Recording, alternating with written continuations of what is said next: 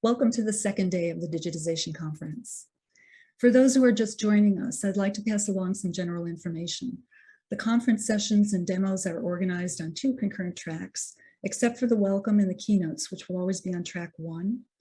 We'll also have a morning break at 11:15 to 11:30 and a lunch break from 12:30 to 1:30, and this is the Eastern Standard Time. Please put your questions in the Q&A and use the chat for posting comments and relevant resources. We have Q&A monitors in the back end collecting questions, and we'll try to get to as many of them as possible for each session. If you do not see the Q&A screen, please scroll down. It's underneath the video feed. The entire conference is being recorded, so if you're worried about missing something, you'll have a chance to view it after the conference. And should you wish to participate in back channel conversations on social media, the conference hashtag is SIDigi2022. Please use the uppercase S, I, and D, so the hashtag will be correctly read by screen readers. And finally, if you have any questions or comments as the conference is ongoing or afterwards, please contact us via email at sidigi2022@si.edu. I'd also like to thank our conference sponsors shown here. Their support has made this our first virtual digitization conference possible, and we're grateful for their generosity. In yesterday's morning welcome, I spoke briefly about our conference theme of reach, reassess, and reimagine. The challenges of working in a digital environment over the last 2 years of the pandemic have highlighted inequities in many areas: diversity and inclusion, social justice, the sustainability of our planet, just to highlight a few. So moving forward, it'll be important for all of us to explore the role that digital experiences will have in how our institutions extend our reach, reassess our impact, and reimagine our role in the world that emerges from the pandemic. Here at the Smithsonian, one way we've extended our reach and impact is through our Open Access initiative. The Smithsonian first announced this initiative at the 2019 Digitization Conference. And while the entire institution has rallied around this effort in the years since, our first speaker today, Effie Kapsalis, has been critical to this effort. Effie was an early and steadfast champion of this initiative. She helped fuel the idea with groundbreaking reports she wrote in 2016 that explored the impact of open access in galleries, libraries, archives, and museums. And then she helped steer and implement the effort across the institution. Today, we have designated nearly 4 million 2D and 3D images as open access. And as we celebrate the 2nd anniversary of launching this initiative at the Smithsonian, Effie continues to nurture and strengthen the effort. Please join me in welcoming Effie Kapsalis. Hello, I'm Effie Kapsalis, and I'm happy to be talking to you about the 2-year anniversary of Smithsonian Open Access. Smithsonian Open Access launched 3 weeks before the US shut down for the global pandemic, which we could not have planned. But I just want to talk to you a bit about what we shared, what happened since then, and areas that we're working on now.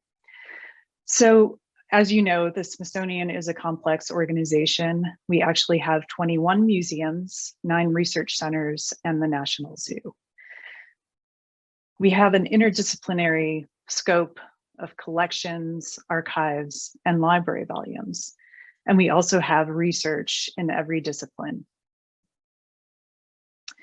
Some of the ingredients that made it possible for the Smithsonian to launch Open Access was some critical research in the field of open cultural heritage that showed the impact of open access on the cultural sector. We also had board support and leadership support at the Smithsonian. And we organized 8 implementation teams with over 125 staff members to prepare people for the culture shift that open access would bring. We also had a speaker series with people in the field and tech partners, so we could walk through some of the implications of adopting this policy. So to give an overview of what we mean by open access, we released the content that was free of restrictions in the public domain. And we used the Creative Commons CC0 license. So this was universally understood across the world. And we allow any reuse purpose, including commercial. It includes our 2D and 3D media, metadata, and raw research data sets. It does not apply to our brands, nor does it imply that we won't sell things as products or services. And we have not yet looked into applying open access to our publications. So some of the goals that made this the right time was around reach, relevance, and impact. We wanted to be a trusted source in places that people work and play.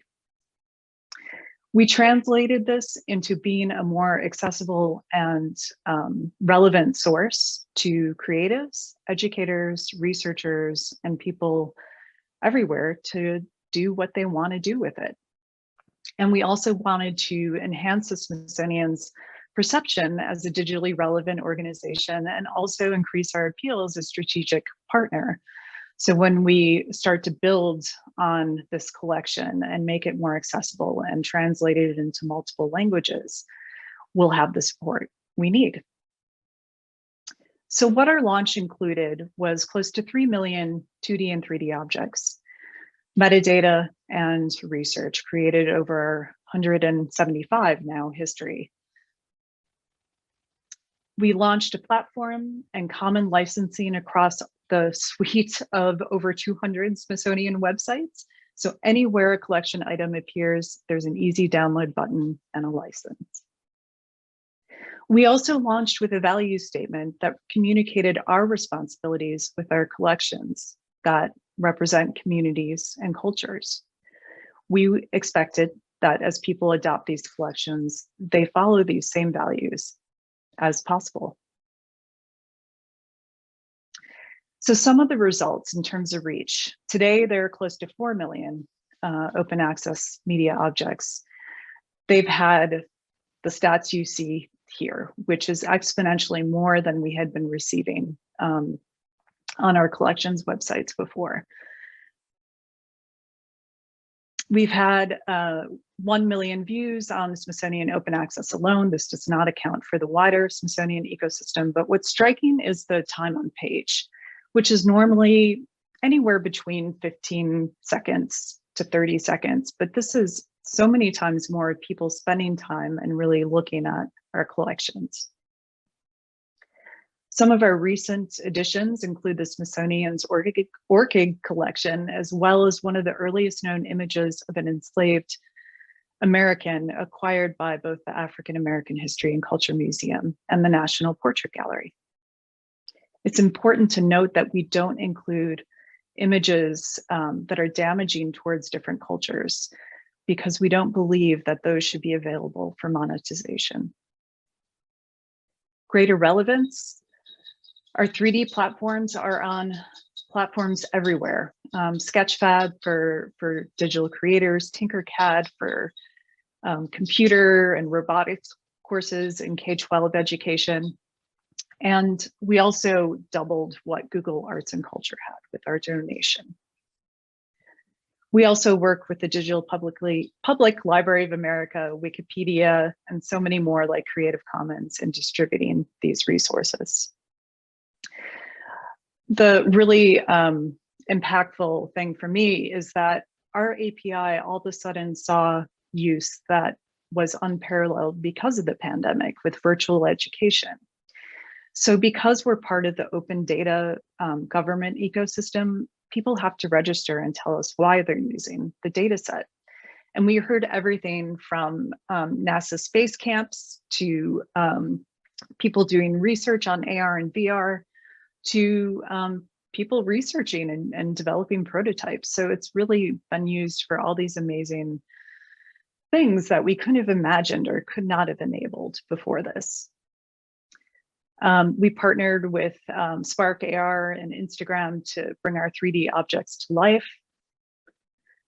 And in terms of impact, we heard from people that have been fans of ours and who have never heard of us. And our satisfaction score on the open access website is higher than our average Smithsonian website. We also conducted a program during the pandemic that invited creatives and digital artists to make different explorations of the collections, and they received funding to do so and owned the IP in the end of the project. but there were fascinating examples that gave us ideas for games and interfaces, including this digital clock, which uses our collections to create the hands of the clock.